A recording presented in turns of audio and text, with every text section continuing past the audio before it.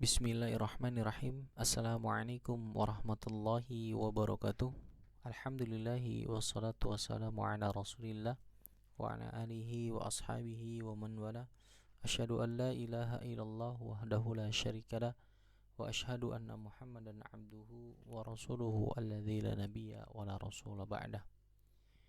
Anak-anakku yang saleh, kelas 3A dan kelas 3B, kaifa halukum, bagaimana kabar kalian? Semoga sehat walafiat dan tetap dalam lindungan Allah Subhanahu wa taala. Hari ini kita lanjutkan ya pelajaran kita berkaitan dengan belajar bahasa Arab karangan buku, yaitu dari Ibnu Husaini bin Muhammad bin Musa yang judulnya Aku Cinta Bahasa Al-Quran. Kita akan mulai insyaallah untuk materi pada pagi hari ini, yaitu di pelajaran ketiga ya. Jadi mohon disimak video ini dengan baik dan benar.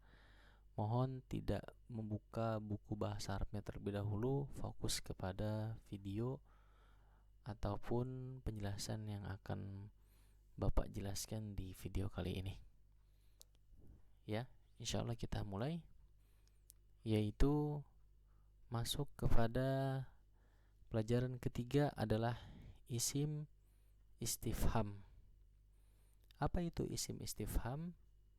Isim istifham adalah kata tanya, yaitu berupa hurufnya ma yang sudah Paraski terterakan di layar kalian ya. Isim istifham adalah kata tanya, yaitu huruf ma yang di dalam kurung seperti itu ya. Kemudian kita lanjut lagi ya, masuk slide 2. Kita akan lanjut. Yang pertama ini berkaitan dengan gambar. Gambar di sini adalah berupa alat tulis ya, ada penggaris, ada jangka, ada pisau, ada spidol, ada lain-lainnya ya, guna agar bisa melengkapi kegiatan kita, yaitu belajar. Oke, kita masuk sesi berikutnya adalah ma, artinya apa, yaitu huruf apa tadi nak? Huruf istifham. Ma artinya apa ya, ini harus dipahami, harus hafal. Paraski ulang, ma artinya apa. Kemudian ya, penjelasannya adalah ma yaitu merupakan kata tanya untuk menanyakan benda mati atau tidak berakal, baik jenis muzakkar ataupun muannas. Jadi ma itu adalah huruf atau kata tanya untuk menanyakan benda mati ya. Benda mati seperti apa? Buku ya, alat-alat tulis, kemudian ya benda-benda mati ya yang kita ketahui seperti itu. Kemudian atau tidak berakal ya, tidak berakal seperti hewan ya, itu bisa juga masuk yang tidak berakal, maka bisa kita gunakan kata tanya, yaitu huruf ma seperti itu ya. Baik jenisnya muzakkar ataupun muannas bisa masuk kepada kata tanya ini ya, seperti itu. Kemudian kita lanjut ke slide berikutnya,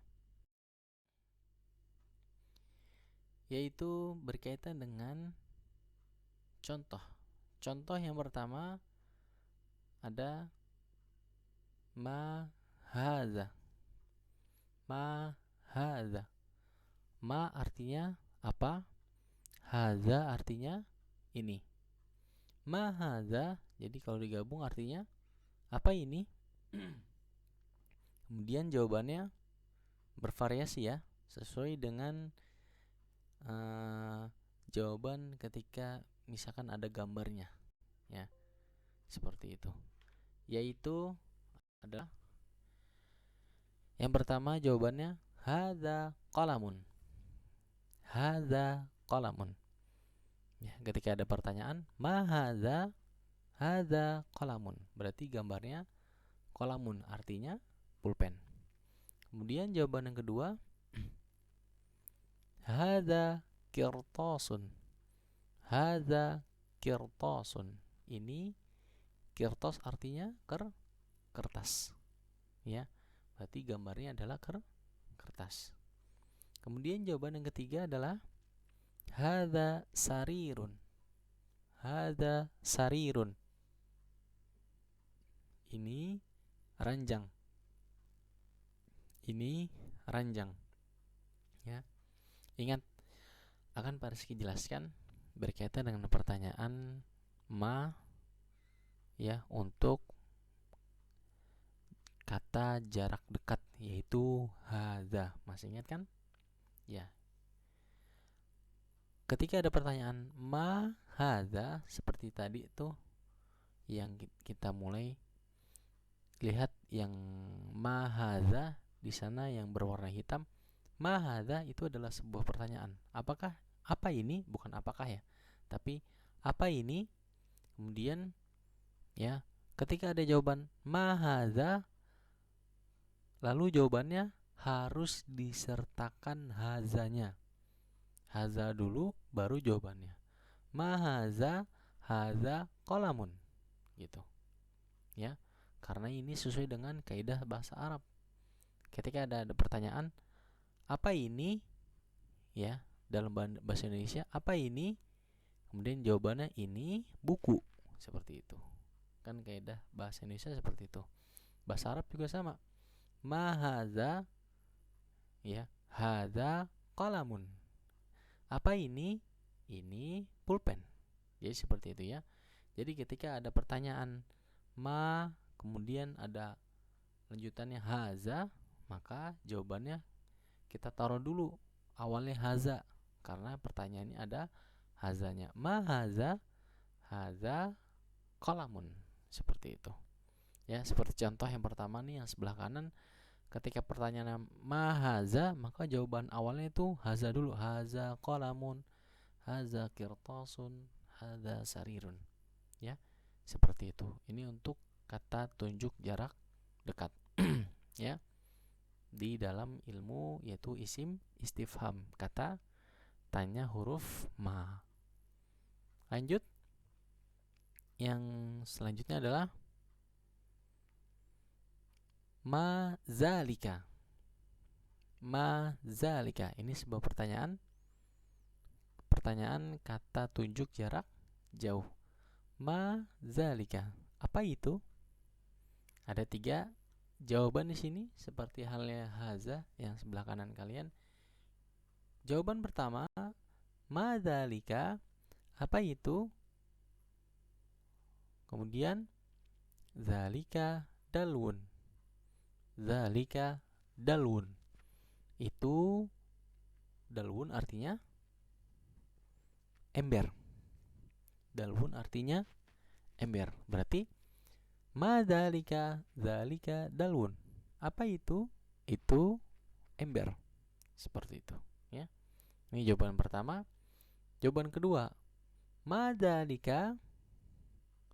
Nah, jawaban kedua adalah zalika misbahun. Zalika misbahun. Seperti itu, ya. Ini jawaban kedua. Itu misbahun artinya lampu, ya. Misbahun artinya lampu. Kemudian jawaban ketiga adalah, nah, di sini ada zalika bilatun. Zalika bilatun. Ketika ada pertanyaan, ma zalika, zalika bilatun. Dan jawaban ketiga artinya, apa ini? Ini lantai. Ini lantai. Bilatun artinya lantai. seperti halnya yang tadi Pak Reski sampaikan, jika di sana ada pertanyaan madzalika, maka jawabannya harus yang didahulukan adalah zalika, ya, karena di sana ada pertanyaan ma kemudian zalika, maka jawabannya zalika dulu, seperti contoh yang sebelah kiri yang lagi kita bahas nih, yang ma zalika. Jawaban pertama zalika dalwun, jawaban kedua zalika misbahun, jawaban ketiga zalika bilatun. Nah, dari ketiga jawaban ini, maka di awal adalah zalika. Karena pertanyaannya ada zalika, maka jawabannya harus ada zalika terlebih dahulu, ya. Jika pertanyaannya ada haza, seperti contoh yang sebelah kanan kalian, maka pertanyaannya harus didahulukan oleh haza dulu. Ma haza, haza qalamun. Ma haza, haza kirtasun. Ma haza, haza sarirun. Seperti itu, ya. Ini berkaitan dengan kata tanya haza, yaitu jarak, kata tunjuk jarak dekat. Kemudian madzalika, pertanyaan kata tunjuk jarak jauh. Oke, sampai sini paham? Ya, insya Allah paham ya, karena Pak Reski tadi sudah menjelaskan seperti itu ya. Jika kurang paham ataupun belum paham, bisa diulang kembali ya, berkaitan dengan penjelasan pertanyaan mahaza ataupun mazalika yang sekarang kita bahas ini. Di slide berikut ini adalah kemudian contoh ya, dimana ketika ada gambar ya, kita bisa langsung menjawab sesuai dengan gambar tersebut ya. Karena kan tadi sebelumnya sudah kita jelaskan ya, berkaitan dengan kaidah-kaidah jika ada pertanyaan yang di dalamnya ada haza, maka jawabannya harus ada haza terlebih dahulu. Ataupun ada pertanyaan yang di dalamnya ada zalika, maka kita dahulukan zalika terlebih dahulu. Ya. Kita mulai yang slide ini. Ada gambar. Nah, ini gambar apa, Nak? Ini adalah gambar pulpen. Ya. Ini adalah gambar pulpen. Lalu di sini akan Pak Reski sertakan pertanyaan dan jawabannya, jadi agar kalian langsung paham ya. Karena tadi sebelumnya sudah Pak Reski jelaskan. Kita langsung lihat saja. Nah, di sini ada pertanyaan mahaza, menunjukkan ke pulpen. Ya, apa ini? Maksudnya apa ini, gambar ini apa? Kemudian ya, jawabannya haza qalamun. Haza qalamun. Ini pulpen. Ini pulpen. Lihat, ketika di sana ada pertanyaan mahaza, kemudian jawabannya harus haza terlebih dahulu. Ya, sesuai dengan pertanyaan, kemudian baru jawabannya di gambar itu adalah pulpen. Bahasa Arab pulpen adalah qalamun. Jadi seperti itulah berkaitan dengan jawabannya. Ya, ini gambar pertama. Kemudian kita masuk lagi gambar kedua. Nah, bisa dilihat ya, anak-anak, di sini ada gambar kemeja. Ya, kemeja. Sudah pasti tahu dong bahasa Arab kemeja apa? Kita langsung lihat pertanyaan dan jawabannya langsung agar bisa memahami dengan cepat dan benar ya. Perhatikan baik-baik. Nah, di sana ada pertanyaan madzalika, apa itu? Nah, maksudnya itu gambar itu tuh apa? Ya. Kemudian jawabannya zalika qamisun. Zalika qamisun. Ya, zalika qamisun, itu kemeja. Itu kemeja. Lihat konteks pertanyaan dan jawabannya. Ketika di sana ada pertanyaan madzalika, maka jawabannya harus didahulukan zalika terlebih dahulu. Kemudian baru lanjut jawaban gambarnya qamisun, yaitu kemeja. Ya. Ini berkaitan dengan gambar, kemudian pertanyaan dan jawabannya, ya, agar bisa memudahkan kalian dalam memahami apa yang Pak Rizky sampaikan. Seperti itu ya.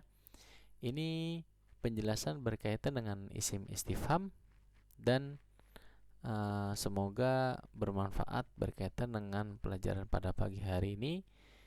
Ya nak, kita lanjut. Slide berikutnya adalah